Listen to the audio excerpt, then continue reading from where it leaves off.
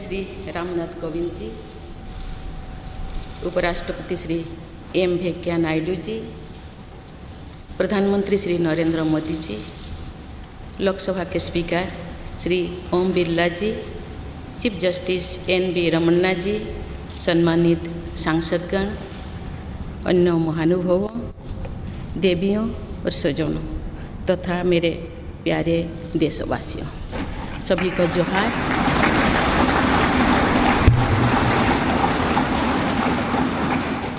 भारत के सर्वोच्च संवैधानिक पद पर निर्वाचित करने के लिए मैं सभी सांसदों और सभी विधानसभा सदस्यों का हार्दिक आभार व्यक्त करती हूँ। आपका मत देश के करोड़ों नागरिकों के विश्वास की अभिव्यक्ति है। मैं भारत के समस्त नागरिकों की आशा, आकांक्षा और अधिकारों की प्रतीक इस पवित्र संसद से सभी देशवासियों का पूरी विनम्रता से अभिनंदन करती हूँ।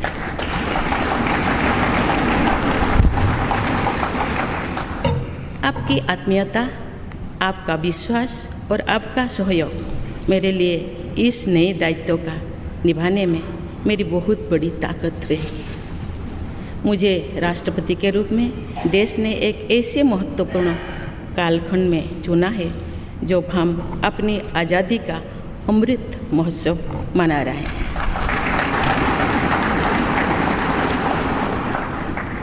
आज से कुछ दिन बाद ही देश अपनी स्वाधीनता के 75 वर्ष पूरी करेगा। ये भी एक संयोग है कि जब देश अपनी आज़ादी के 50वें वर्ष का पर्व मना रहा था तभी मेरे राजनीतिक जीवन की शुरुआत हुई थी। और आज आज़ादी के 75वें वर्ष में मुझे ये नया दायित्व मिला है। ऐसे ऐतिहासिक समय में जब भारत अगले 25 वर्षों के विजन को हासिल करने के लिए पूरी ऊर्जा से जुटा हुआ है, मुझे ये जिम्मेदारी मिलना मेरा बहुत बड़ा सौभाग्य है। मैं देश की ऐसी पहली राष्ट्रपति भी हूँ जिसका जन्म आज़ाद भारत में हुआ है। हमारे स्वाधीनता सेनानियों ने आज़ाद हिंदुस्तान के हम नागरिकों से जो अपेक्षाएं की थी उनकी पूर्ति के लिए इस अमृतकाल में हमें तेज गति से काम करना होगा।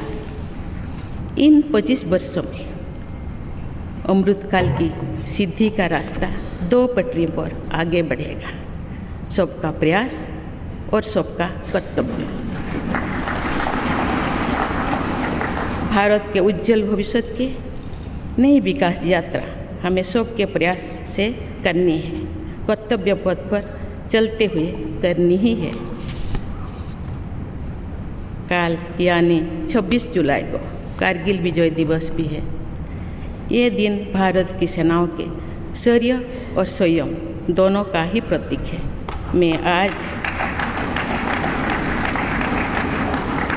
मैं आज देश की सेनाओं को तथा देश के समस्त नागरिकों को कारगिल विजय दिवस की अग्रिम शुभकामनाएं देती हूँ।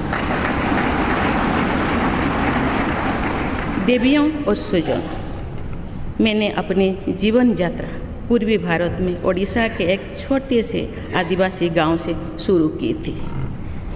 मैं जिस पृष्ठभूमि से आती हूँ वहाँ मेरे लिए प्रारंभिक शिक्षा प्राप्त करना भी एक सपने जैसा ही था, लेकिन अनेक बाधाओं के बावजूद मेरा संकल्प दृढ़ रहा और मैं कॉलेज जाने वाली अपने गांव की पहली बेटी थी।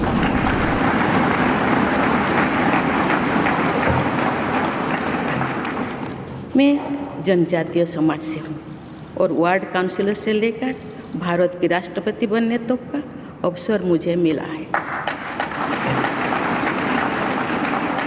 ये लोकतंत्र की जननी भारतवर्ष की महानता है।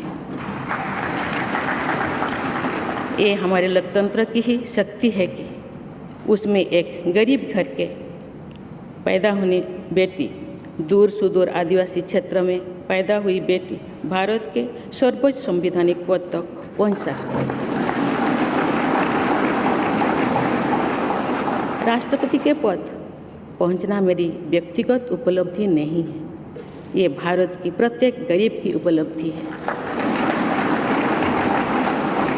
मेरा निर्वाचन इस बात का सबूत है कि भारत में गरीब सपने भी देख सकता है और उन्हें पूरा भी कर सकता है।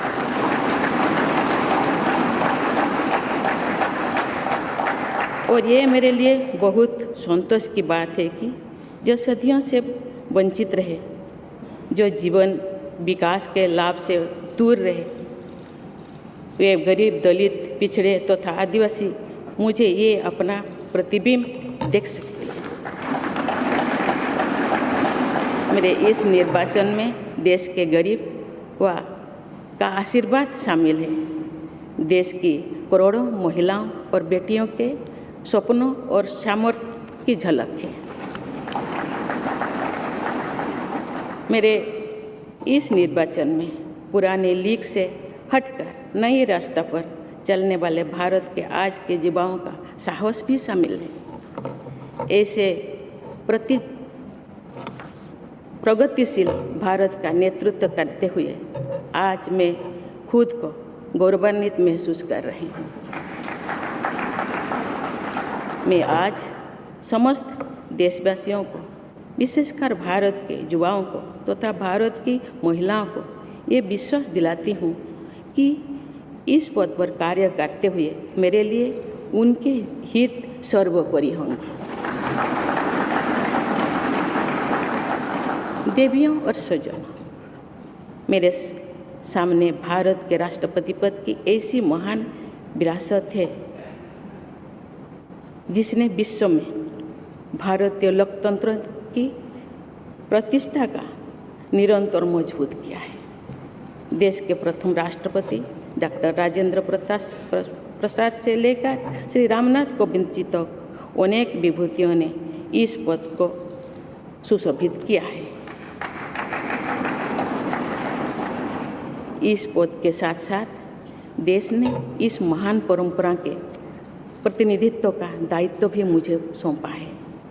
संविधान के आलोक में मैं पूरी निष्ठा से अपने कर्तव्यों का निर्वहन करूंगी। मेरे लिए भारत के लोकतांत्रिक सांस्कृतिक आदर्श और सभी देशवासी हमेशा मेरे ऊर्जा के स्रोत रहेंगे।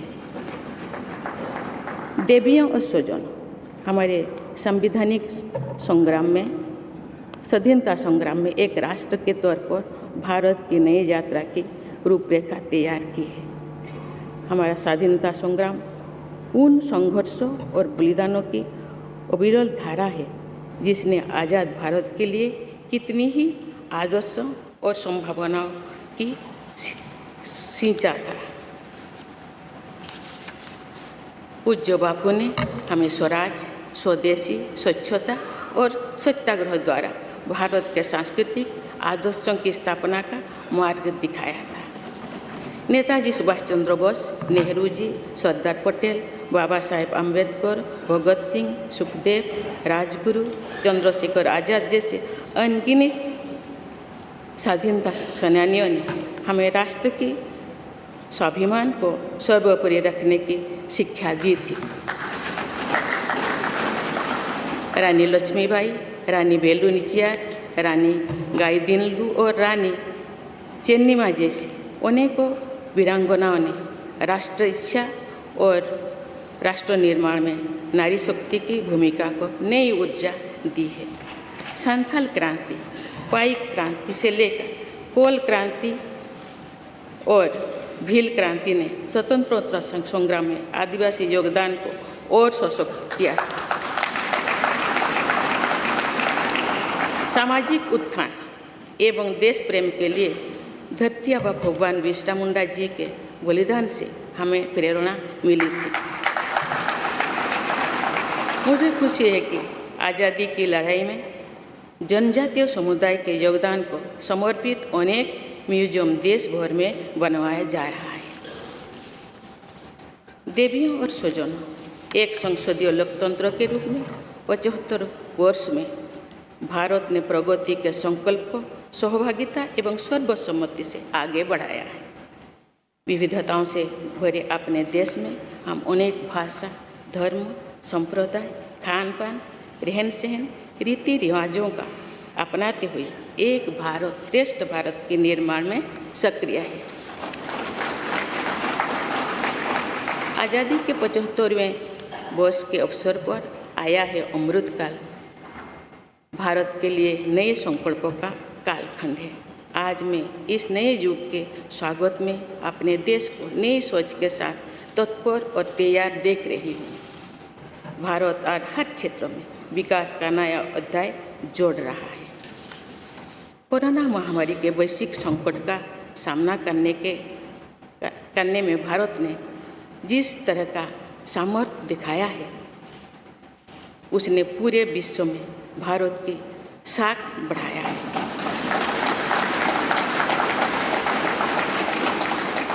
हम हिंदुस्तानियों ने अपने प्रयासों से न सिर्फ इस वैश्विक चुनौती का सामना किया, बल्कि दुनिया के सामने नए मापदंड भी स्थापित की।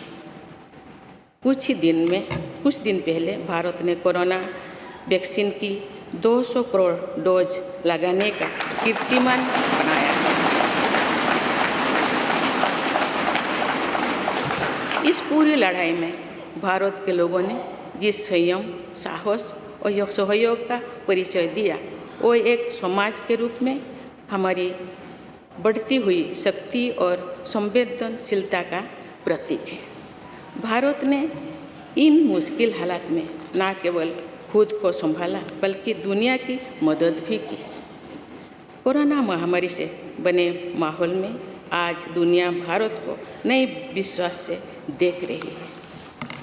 दुनिया की आर्थिक स्थिरता के लिए, सप्लाई चेन की सुगमता के लिए और वैश्विक शांति के लिए दुनिया को भारत से बहुत उम्मीदें हैं।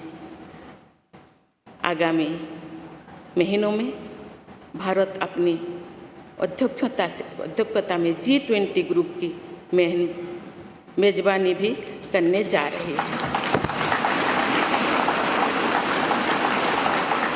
इसमें दुनिया के 20 बड़े देश भारत की अध्यक्षता में वैश्विक विषयों पर मंथन करेंगे। मुझे विश्वास है भारत में होने वाले इस मंथन से जो निष्कर्ष और नीतियाँ निर्धारित होंगे, उनसे आने वाले दशकों की दिशा तय होगी। देवियों और स्वजनों, दशकों पहले मुझे रायरंगपुर में श्री अरबिंदो इंटीग्रल स्कूल में शिक्षक के रूप में कार्य करने का अवसर मिला था। कुछ ही दिनों के बाद श्री अरबिंदो जी की 150वीं जन्म जयंती मनाई जाएगी। शिक्षा के बारे में श्री अरबिंदो के विचारों ने मुझे निरंतर प्रेरित किया है। जनप्रतिनिधि के रूप में विभिन्न पदों पर कार्य करते हुए और फिर राज्यपाल के रूप में भी मेरा शिक्षण संस्थानों के साथ सक्रिय जुड़ाव रहा है। मैंने देश के युवाओं के उत्साह और आत्मबल को करीब से देखा है। हम सभी के श्रद्धेय अटल जी कहा करते थे कि देश के युवा जब आगे बढ़ते हैं तो वे सिर्फ अपने ही भाग्य नहीं बनाते, बल्कि देश का भी भाग्य बनाते हैं।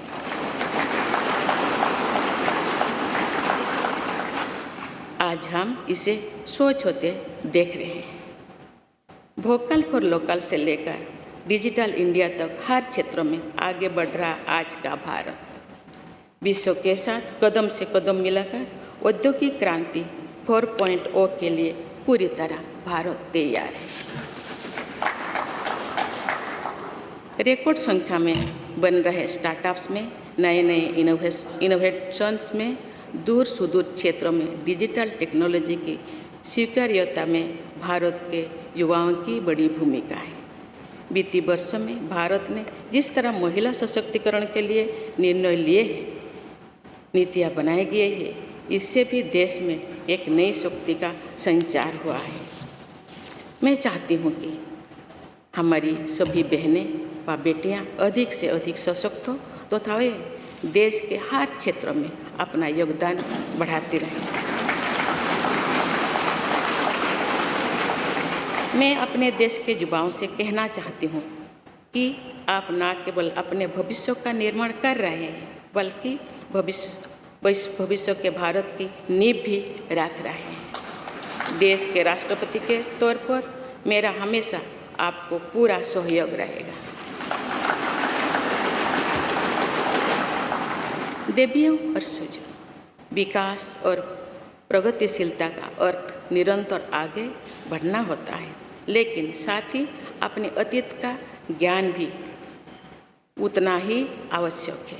आज जब विश्व सस्टेनेबल प्लानेट की बात कर रहे हैं, तो उसमें भारत की प्राचीन परंपराओं, हमारे अतीत की सस्टेनेबल लाइफस्टाइल की भूमिका और बढ़ जाती है। मेरा जन्म तो उस जनजातीय परंपरा से हुआ है जिसने हजारों वर्ष से प्रकृति के साथ तालमेल बनाकर जीवन को आगे बढ़ाया है। मैंने जंगल और जलाशयों के महत्व को अपने जीवन में महसूस किया है। हम प्रकृति से जरूरी संसाधन लेते हैं और उतनी ही श्रद्धा से प्रकृति से सेवा भी करते हैं। यहाँ संवेदनशीलता का आज वैश्विक अनिवार्यता बन गया है। मुझे इस बात की प्रसन्नता है कि भारत पर्यावरण संरक्षण के क्षेत्र में विश्व का मार्गदर्शक बन रहा है। देवियों और स्वजन, मैंने अपने अब तक के जीवन में जन सेवा में ही जीवन की सार्थकता को अनुभव किया है। श्री जगन्नाथ क्षेत्र के एक प्रख्यात कवि भीम भोई जी की कविता की एक पंक्ति है, मो जीवन पछे नरके पड़ी थाउ जगत उद्धार।